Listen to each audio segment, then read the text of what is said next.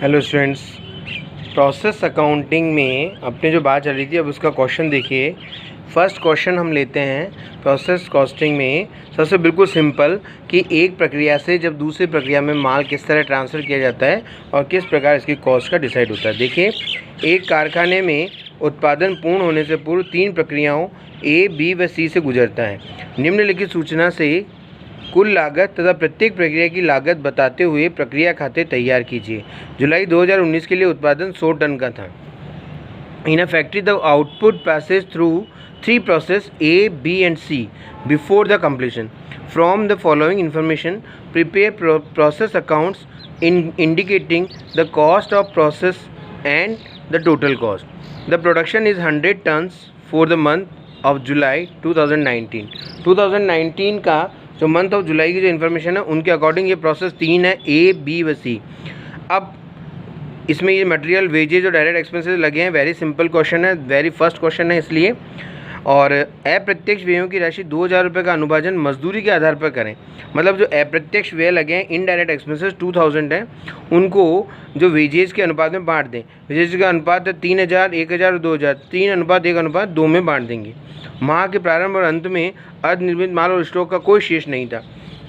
तो देखिए किस तरह process A account, process A में बनाएंगे वही particular cost per ton, total cost. मैंने जो वीडियो बनाया था जिसमें आपको बोर्ड पर, ब्लैक बोर्ड पर समझाया था, उसमें मैंने इस तरह के आपको प्रोसेस अकाउंट का ये परफॉर्मा भी बताया था कि पर्टिकुलर्स में cost per ton, total cost, cost per ton और टोटल कॉस्ट। तो अब देखिए 2 मटेरियल, सबसे पहले प्रोसेस ए अकाउंट बना रहे हैं। 10,000 है और 100 टन का उत्पादन हुआ है, 100 टन है और 10,000 रुपीज़ है। वेजेज है 5000। तो वैसे ये कॉस्ट पर टन का आप बनाओ तो मर्जी है, नहीं तो वैसे तो ये यूनिट्स के लिए होता है, यूनिट्स के लिए। तो खैर पहला क्वेश्चन है, आप इसको छोड़ दीजिए कॉस्ट पर टन को। अभी आप डायरेक्ट ये टोटल कॉस्ट का कॉलम देखिए।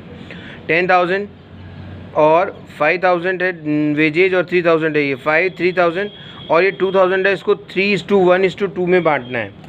तो इसको बांटेंगे 2000 को, जो इनडायरेक्ट एक्सपेंसेस है, इसको 3:1:2। 3 1 4 2 6।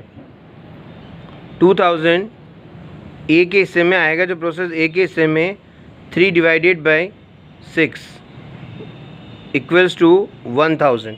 तो ये 1000 जो है 2000 इनडायरेक्ट एक्सपेंसेस,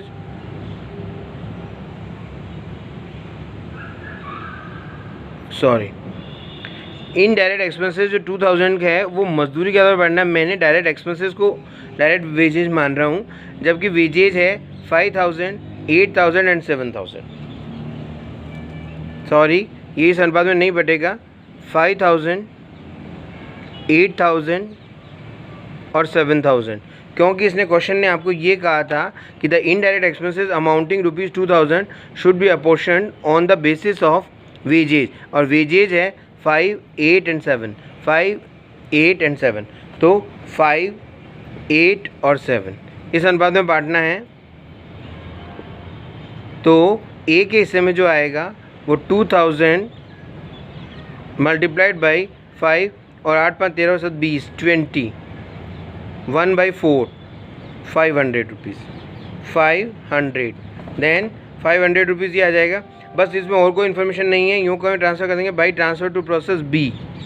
कितना 18, ये 18,500 इसका टोटल आया, ये 18,500। कितना टन माल बना? 100 टन।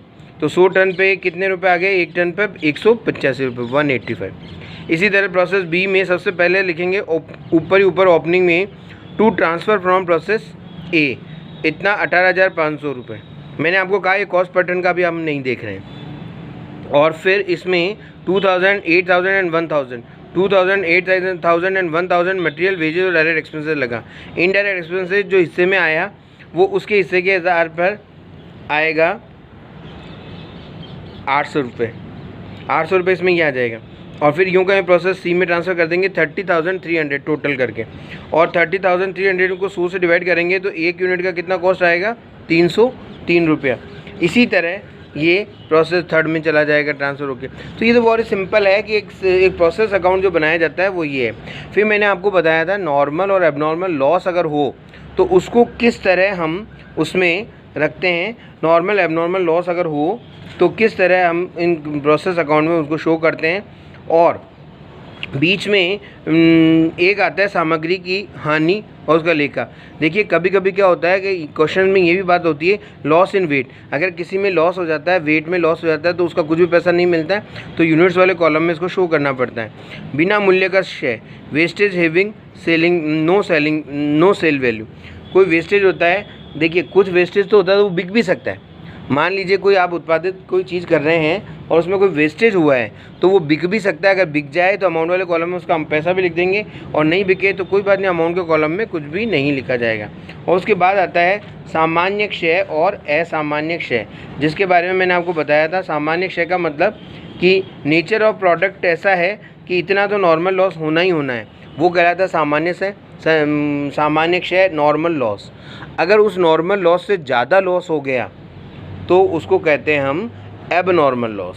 और एबनॉर्मल लॉस जितना सोचा उससे कम लॉस हुआ तो नॉर्मल लॉस से जितना कम हुआ उसको हम कहते हैं abnormal effectives gain. Abnormal gain we can say also abnormal gain. अब देखिए, और जैसे ये क्वेश्चन है, ये क्वेश्चन लीजिए, देखिए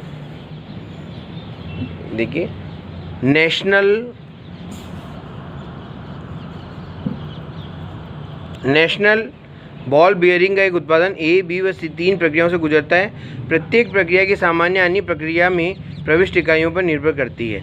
ये देखिए जो नॉर्मल हानि है वो प्रविष्ट प्रक्रियाओं पर निर्भर करती है। ये देखिए इसमें ए, बी, सी 3 प्रोसेस हैं, तीनों के बारे में इन्फॉर्मेशन दी हुई है। Material, direct labour, factory overhead, सबका इन्फॉर्मेशन दिया हुआ है। सेल ऑफ स्क्रैप पर 100 यूनिट्स, जो स्क्रैप होता है वो 100 यूनिट 5 रुपये में बिकती है। सेल ऑफ स्क्रैप पर 100 यूनिट्स, 5 रुपये में बिकती है। इसकी कोई स्क्रैप होती है वो भी 100 यूनिट 5 रुपये में बिकती है। और सी प्रोसेस की जो होती है वो 20 रुपये में बिकती है 100 unit. Input 40,000 units at the cost of 16,000। Input का मतलब होता है जो पहली प्रक्रिया में आपने जो माल इनपुट किया वो है 40,000 तो यूनिट्स है और 16,000 उसका वैल्यू है। आउटपुट इन यूनिट्स, इसमें 39,000 बना है ए प्रोसेस में, प्रोसेस बी में 37,600 यूनिट्स बना है और इसमें 32,000 यूनिट्स बना है। Normal loss 2%, 5% and 10%। प्रत्येक प्रक्रिया का उत्पादन तुरंत अगली प्रक्रिया में तथा विधि सी को तैयार स्टॉक में कर दिया जाता है। मान लीजिए ए से ट्रांसफ़र हो जाएगा बी में, बी से सी में, तो सी का फिर कहाँ ट्रांसफ़र होगा? वो सी का ट्रांसफ़र होगा फिनिश्ड स्टॉक में। तैयार माल स्टॉक खाता कहते हैं। किसी भी प्रक्रिया खाते में पूर्ण निर्मित और अर्धनिर्मित स्टॉक नहीं है। प्रक्रिया खाते तैयार कीजिए, प्रक्रिया की हानि का लेखा भी कीजिए। अब आता है बात अपने जो नॉर्मल और एबनॉर्मल लॉस के बारे में बात है, वो अब देखिए। इसमें देखिए अब मैंने जो आपको बताया था ब्लैक बोर्ड पर, वो देखिए प्रोसेस ए अकाउंट में units amount in the both side, particular units amount debit और क्रेडिट साइड। सबसे पहला प्रोसेस है टू इनपुट, मटेरियल का लिखेंगे 40,000 यूनिट्स है तो 40,000 यूनिट्स और 16,000 उसका अमाउंट है, ये लिख दिया। उसके बाद में देखिए मटेरियल ये 8,000 लगा, ये लेबर लगा 12,000 का, फैक्ट्री ओवरहेड लगे 2,000 के, तो 8,000, 12,000, 2,000 ये तीनों चीज़ इसमें लिख दी जाएगी। अब आता है नॉर्मल लॉस उसने कहा 2%, तो 40,000 यूनिट्स अपन ने इनपुट किया, 40,000 यूनिट्स का 2%, 1% तो हो जाएगा 400 और 2% हो जाएगा 800, तो 800 यूनिट्स आएगी नॉर्मल लॉस में यूनिट्स के अंतर्गत, 800 यूनिट। अब 100 यूनिट, प्रति 100 यूनिट जो स्क्रैप है 100 यूनिट को 5 रुपये में बिक जाता है। ये कोई ज़रूरी नहीं होता है कि हमेशा बिकने का दिया हुआ हो, अब इस प्रश्न में है तो बिक जाता है। 100 यूनिट 5 रुपये में बिकती है तो 800 यूनिट कितने में बिकेगी? 40 रुपये में बिकेगी। 100 यूनिट 5 रुपये में बिकती है तो 800 यूनिट 40 रुपये में बिकेगी, तो ये 40 रुपये उसका कॉस्ट आ जाएगा। अब देखिए आप, और फिर ये कह रहा है इसमें आउटपुट जो हुआ है वो 39,000 हुआ है। 40,000 डाला गया, 39,000 बन गया, जो इस प्रोसेस ने बनाया उसको प्रक्रिया बी में ट्रांसफ़र करना पड़ेगा। तो एक बार हम ये एब्नॉर्मल लॉस को भी छोड़िए, पहले अगर अपन लिखेंगे, मान लीजिए सोच लेंगे, देख लेंगे कि भाई प्रोसेस बी में कितना जाना चाहिए 39,000। अब इधर तो है 40,000, इधर है 39,000 और 800 ये वाले हैं। तो फिर बैलेंसिंग फिगर में मतलब वैसे अगर आप सोचो तो 40,000 यूनिट्स अगर डाली गई और आपको पता है कि नॉर्मल लॉस 800 यूनिट्स का होगा, तो फिर कितनी बननी चाहिए 39,200 बननी चाहिए, क्योंकि 40,000 माइनस 800, तो ये 39,200 बननी चाहिए, जबकि बनी 39,000 ही। तो इसका मतलब 200 और नॉर्मल लॉस जितना सोचा था उससे ज़्यादा हो गया, तो वो एबनॉर्मल हो गया 200 यूनिट का। अब इन 200 यूनिट की कॉस्ट यहाँ पर कितनी आएगी, वो इस प्रोसेस की जो कॉस्ट होगी उसके आधार पर तय होगा, उतनी कॉस्ट से यहाँ पर गुना करेंगे और इसको भी इससे करेंगे। तो इसकी कॉस्ट कैसे निकालेंगे, देखिए अब हम निकालेंगे cost per unit of process A. Process ए का पर यूनिट कॉस्ट निकालेंगे। देखिए ये टोटल डेबिट साइड का ले लेंगे, 16, 8, 12 and 2, 38,000 cost I. 38,000 minus normal loss के 40 रुपीज़ इसको वापस मिल गए, तो ये 40 रुपीज़ वापस मिल गए बेचने से, तो ये इतनी कॉस्ट कम हो गई। डिवाइडेड बाय 40,000 यूनिट्स बनाई, और जो ये बेचने से पैसा मिला वो किस पे मिला 800 पे। तो यहाँ पर जब अपन ने यहाँ पर इसका पैसा कम कर रहे हैं तो 800 इसकी यूनिट्स का भी कम करेंगे। तो जब आप इसको सॉल्व करेंगे तो होगा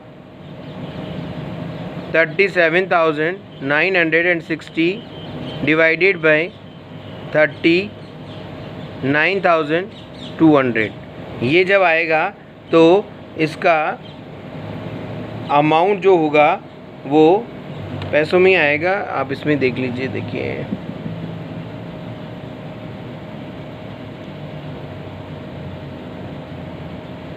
हाँ, जितना भी आएगा यहाँ पर जो भी पैसों में आएगा, और उन पैसों को अगर आप 200 यूनिट से गुणा करेंगे तो 194 होगा। इसने डायरेक्ट ऐसे कर दिया है, देखिए बुक ने आपको, देखिए बुक ने डायरेक्ट ऐसे कर दिया है कि 38,000, ये देखिए 38,000 माइनस 40 जो मैंने लिखा था आपको, 40,000 माइनस 800 और मल्टीप्लाइड कर दिया 200 से, क्योंकि 200 यूनिट का करना है ना, इसलिए 194। तो ये आप तो हिसाब से कीजिए, इसमें जो कॉस्ट निकल कर आएगी उसको मल्टीप्लाई करना है 200 यूनिट से, तो वो आ जाएगा 194। तो वो 194 आपको यहाँ पर शो करना पड़ेगा 194। और इससे जो कॉस्ट आई उसी को अगर आप ये 39,000 से मल्टीप्लाई करेंगे, उसी को 39,000 से मल्टीप्लाई करेंगे तो आपका आ जाएगा 37,766। ये दोनों मिल जाएंगे, मतलब इसी कॉस्ट से, मतलब जिस प्रोसेस की जो प्रति इकाई लागत आती है उसी प्रति इकाई लागत से एबनॉर्मल लॉस या एबनॉर्मल गेन होता है उसको गुणा करते हैं, और उसी प्रति इकाई लागत से जो दूसरी प्रक्रिया में ट्रांसफ़र करते हैं उससे गुणा करते हैं। और आपका जब टोटल मिल जाएगा तो ये वेरी भी हो जाएगा, आप उसको चेक भी कर देंगे, ये चेक भी हो जाएगा और चेक ओके, और ये टोटल बराबर हो जाएगा। अब देखिए इसी तरह प्रोसेस बी में ट्रांसफ़र हुआ 39,000 और ये अमाउंट पहले, तो फिर इसके लग गए 4,800 और 2,000, तो 4,000, 8,000 एंड 2,000, फिर 5, ये तो 5 में बिक जाएगा। फिर ये कह रहा है कि 5% नॉर्मल लॉस हुआ, 5% नॉर्मल लॉस। अब इसका 5% होगा, क्योंकि इसका अब 40,000 का नहीं होगा, 40,000 का तो वहाँ आ गया। अब इसमें जितना माल इनपुट हुआ 39,000 था, 39,000 का 5% कितना होगा, 39,000 का 5% निकाल लेंगे, वो होगा 1950, इतना होगा। अब 100 इकाई बिकती है 5 रुपये में, तो 1950 कितने में बिकेगी, वो 98 रुपीज़ आएंगे उसके। कैसे, 5 रुपये में बिकती है 100 इकाई, ठीक है ना, तो 1950 इकाई कितने में बिकेगी, यही है। 5 रुपये में बिकती है 100 इकाई, तो 1950 इकाई कितने में बिकेगी, 195 डिवाइडेड बाई 2, 195 डिवाइडेड बाई 2 आ जाएगा 98, है ना, इतना आ जाएगा।